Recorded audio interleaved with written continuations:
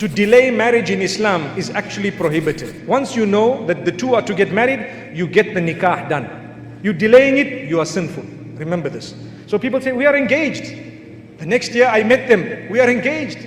The third year I met them, we are engaged. The fourth year, oh, she fell pregnant, we had to quickly do the nikah. It's happening in society. They were supposed to be married, get the nikah done, even if they are living separately. So what? Who said that as soon as you marry, you have to go to your husband's house?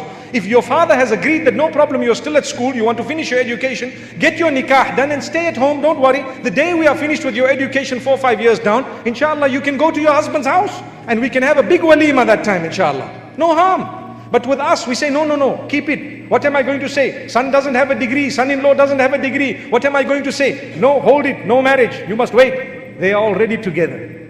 They are already together. And who is accumulating the sin? You are a part of it. A part of it. I'm not saying the entire sin, but you are a part of it. Why? You are a stubborn parent. That's what it is. Stubborn, really stubborn. Take that out. Learn from the sunnah of Muhammad sallallahu alaihi wasallam, where he teaches us when nikah is confirmed, get it done. When the time of salah comes, fulfill it. When a janazah happens to be in front of you, get them buried. You don't delay a janazah to say, you know what, let's just wait for 1 or 2 years, put him in the mortuary. Why? You know, more people will come, you know.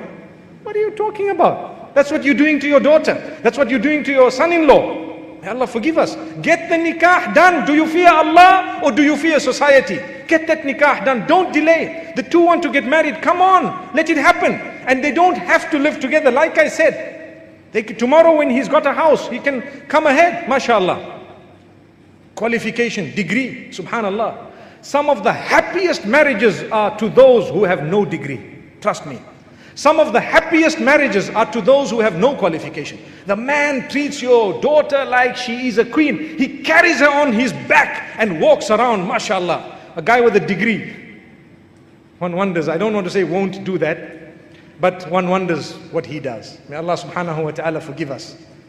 You're talking to me like this? I have a degree. Mashallah. PhD. Me PhD. You know, he'll tell his wife to call him Dr. So-and-so. I have a PhD. You don't address me like that? Allahu Akbar. May Allah forgive us. Really.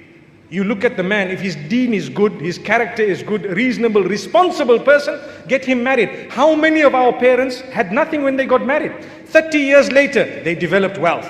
Today, the same parents want a husband who's already rich.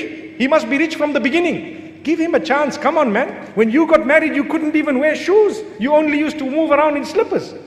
Allahu Akbar. And it took you 20, 30 years to develop wealth. And just because you've got the wealth, your daughter wants to get married. It's not like anyone is shoving it down her throat. And you are just saying no because perhaps the man doesn't have something. And who said? Allah says, إِن يَكُونُوا فُقَرَاءَ يُغْنِهِمُ اللَّهُ مِن فَضْلِهِ. You've chosen the right spouse. If the person is poor, Allah will bless them with His virtue, because Allah is the one who owns sustenance. How many people have got their daughters married to wealthy people? 10 years down the line, they lost everything.